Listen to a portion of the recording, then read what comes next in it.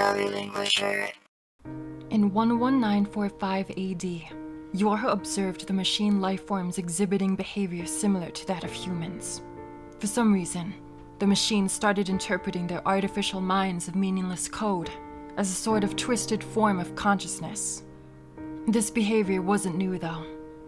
It has been observed by the army of humanity ever since 5645 AD, far before the creation of Yorha. But data has always been scarce. If an android reported on potentially non-hostile machine lifeforms, they could be met with accusations of being an alien lover or a dirty machine sympathizer.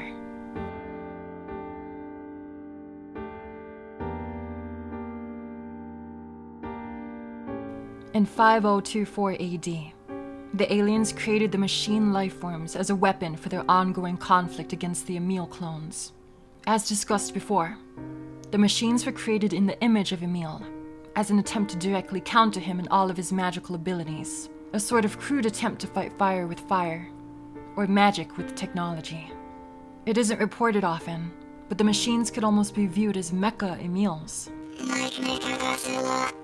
They had mechanical Emil faces beneath their metallic exoskeletons, and had the capability to mimic Emil's battle tactics. The machines were also able to be manufactured just as fast as Emil was able to clone himself. In the end, technology was proven to be a much more efficient weapon of warfare than magic, as the Emil clones eventually disappeared. The brains of the machines could be described as a large empty room with only a chair in the middle of it, a complex memory bank and intelligence architecture, wasted on a single directive: defeat the enemy. The aliens did everything in their power to ensure that the machines only followed orders, and stripped any notable individuals of any sign of autonomy. If a machine complained about the sun being too bright, the aliens disabled their eyes. If they didn't like the sound of explosions, they cut out their auditory sensors. If they didn't feel like fighting, they just repurposed them as an arm or a leg of a much larger, tougher machine. The machines simply had no opportunity to gain sentience under the rule of the aliens. They strangled any sign of consciousness in its crib before it had any chance to mature. So what changed then? Why did the machines develop consciousness?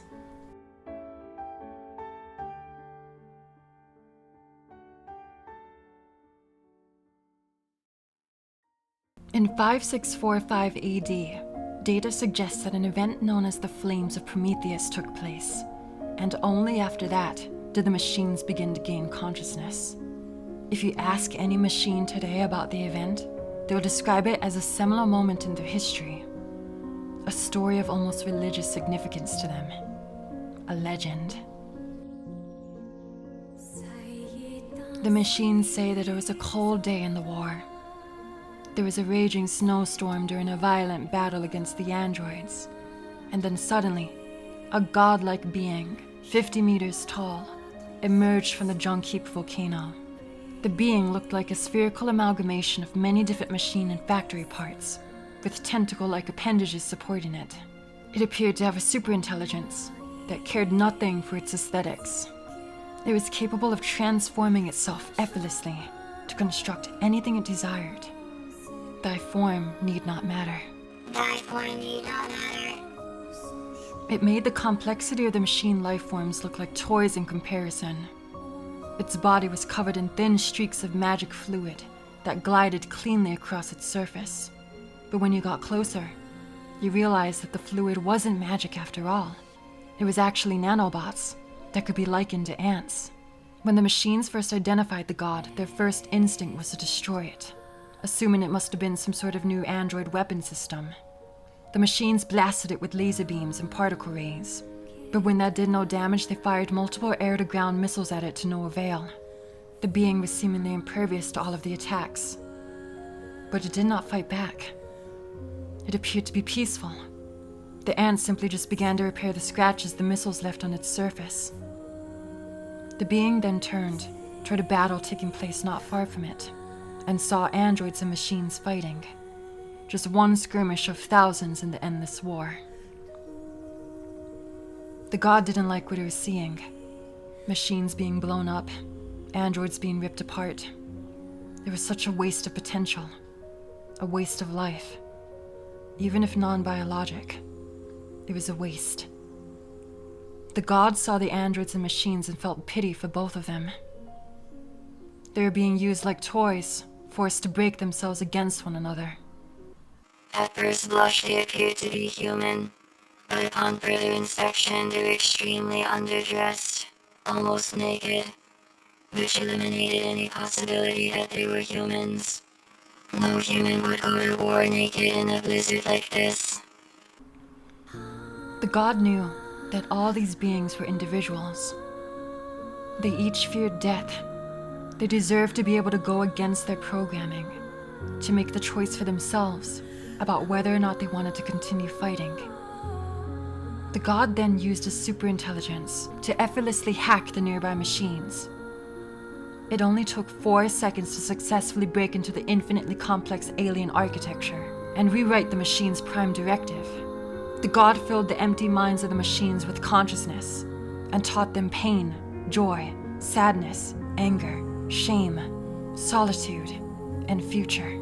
Almost immediately, the machines ceased fighting and began adjusting to the new sense of self. The god then set its sights on the androids and actually hacked into the army of humanity's network in even less time than it took to do the machines. The god disabled the androids' contact with the HHRM and restructured their minds to give them consciousness. The androids stopped fighting almost immediately, much like the machines, and were disturbingly overcome with joy. They both had their minds finally untethered from the intent of their creators. They were free at last. The androids and the machines began singing and dancing hysterically. They fired their guns and lasers into the sky like fireworks at the end of a December solstice. They did not know what the future would hold for them, but they knew that their war was finally over.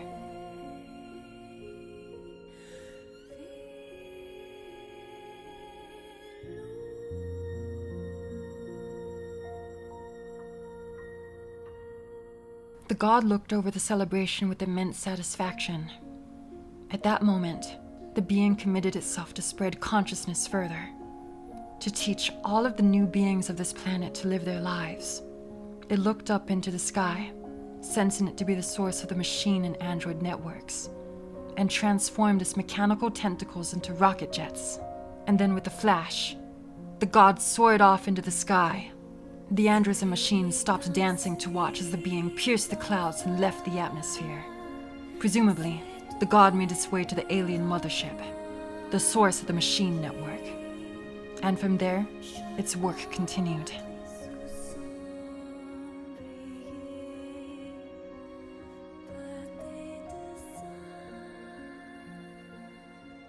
Data from this point on is purely speculative, but we can assume that the god was able to hack the entire machine network from the alien mothership.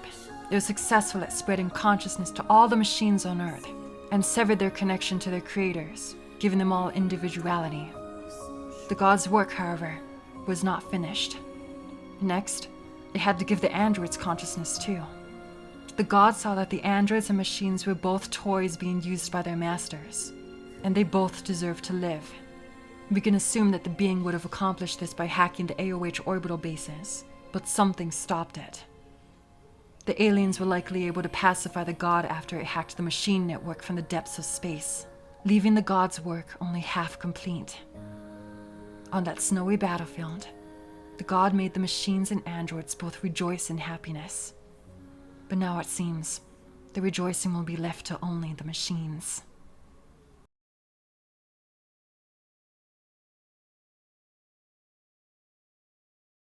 But wait, relinquisher. Don't call me that. Where did the god come from? Data on the god itself is a bit speculative, but here's what I've been able to research. The volcano that the god emerged from wasn't actually a volcano at all.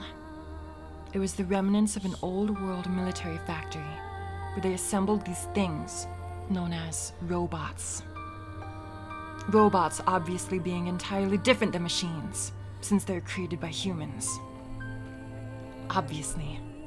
Data suggests that the replicant locals used to refer to the factory as the junk heap, and they made great efforts to avoid going into it, knowing that it housed many deadly robots and many secrets. The junk heap actually turned out to be connected to a super intelligent Mosso-based quantum server, known as the Sleeping Beauty. Mosso essentially being magical particles that came from another world. They first entered our world after the 612 incident. And you all know what that is, right? Come on. In 2010 AD, the humans began making technological breakthroughs merging Mosso particles and technology. By utilizing these breakthroughs, the humans were able to create the Sleeping Beauty quantum server, the androids, and the robots in the junk heap. In fact, the entirety of the junk heap may have been full of Mosso technology, since it was directly connected to the Sleeping Beauty. This would explain why certain robots within the junk heap appeared to have a certain level of consciousness, similar to that of androids.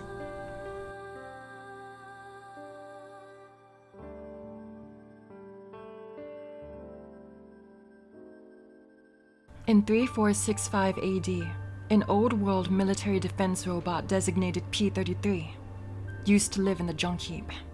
He was tasked with defending the site from intruders. Not much is known about P-33, but he appeared to have an inherent sense of consciousness, unlike the machine life forms. P-33 was able to understand others and make conversations. It had a sense of empathy. It's unknown if these qualities were actually programmed into P-33 models, or if this one was just a one-off fluke. One day, P-33 came across a lone shade named Khalil. Khalil had recently lost their mother, and found themselves lost in the junk heap. When P-33 encountered Khalil, it took pity on the poor shade, and promised to keep him safe forever. Khalil and P-33 then lived with each other, and became the best of friends over the course of the next 5 years. The two were inseparable. Khalil nicknamed P-33 BP. He and BP both taught each other everything they knew about the outside world, and made a promise that one day they will leave the junk heap and explore the world together as friends.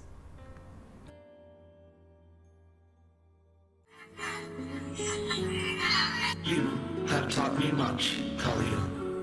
You have helped to expand my vocabulary. You have instructed me in the ways of the outside world.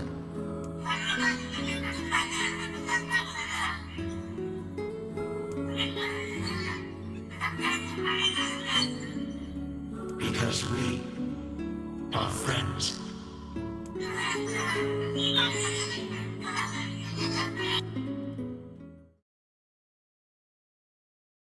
After Khalil was killed by the World Destroyer, BP was left severely damaged and remained in a sleep state in the junk heap for 2,180 years.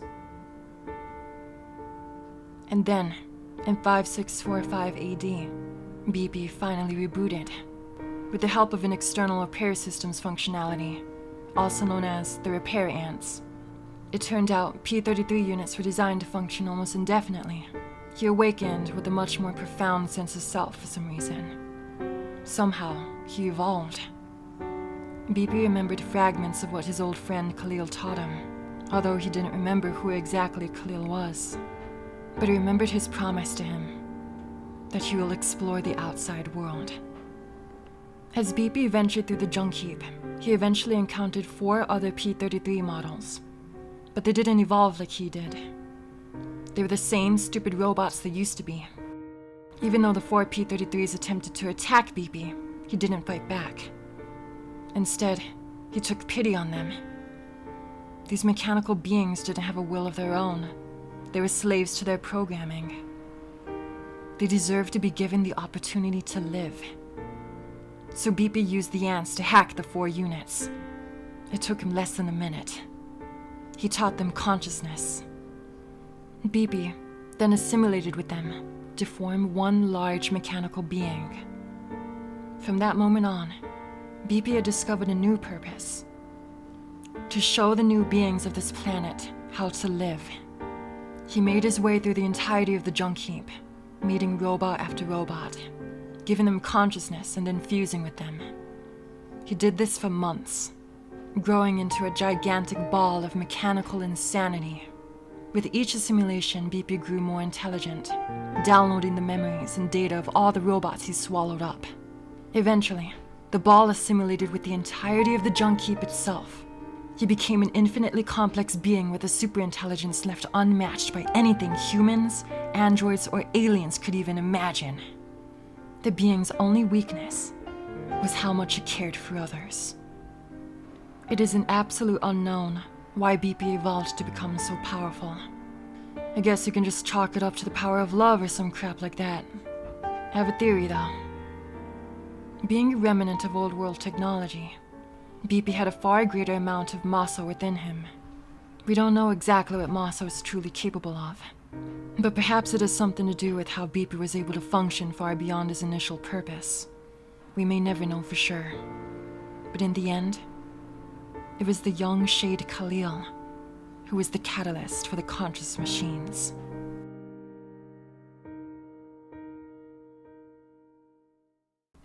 In 1000 AD, the sightings of the alien lifeforms began dwindling. It's not known exactly when, but at some point in time after the aliens pacified the god, the newly conscious machines rebelled against their creators. The machines interpreted their newly found wants and desires as treasures, and the aliens were determined to rip these treasures away from the bad machines and turn them back into good machines. The machine war against the aliens only lasted about 300 years. The aliens never stood a chance. At this point in time, the numbers were already wearing thin from the immense losses sustained by the Emil clones, and at least some of the AOH androids. There are rumors that the machines didn't just stop there, though. They say that the machines hacked into the alien network that connected all the way throughout interstellar space, reaching their home planet. And from there, they began a machine production to exterminate the aliens from the universe entirely. But that's just a rumor. A machine rumor. Now, Earth has become the second planet in the solar system to be ruled by machines, the first being Mars. There are millions of conscious machines left on Earth, all of which varying in different levels of intelligence. Some of them chose to live their lives, and some chose to prolong the war against the androids. The remnants of their initial purpose lingering in their minds made it so many of the machines believe that their lives would be pointless if there is no longer an enemy to defeat. So the machines began doing everything in their power to prolong the war against the androids. They reduced unintelligent grunts into cannon fodder and let the androids kill them off to give them a false sense of hope. The machines made sure to only kill just enough androids to reduce their numbers, but not enough to make it so they could never recover. In truth, the machines could have exterminated the androids anytime they wanted, but just chose not to perpetuate the war for what could have been eternity.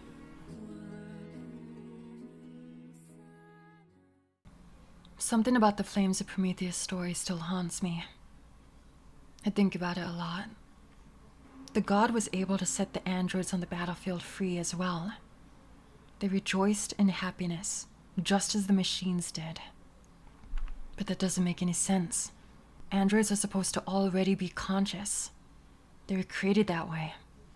They choose to fight because they want to, not because they were just programmed to do so.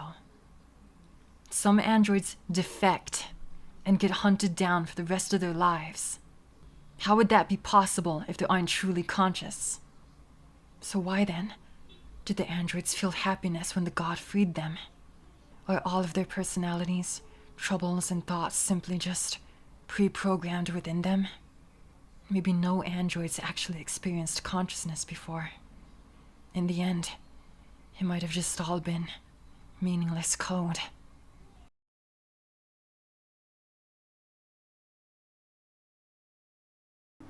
Hey, thanks for watching the video. I'm trying to get better at making these, and it's been a while, so try to cut me some slack, will ya? I'd also like to take this moment to thank my loyal patrons.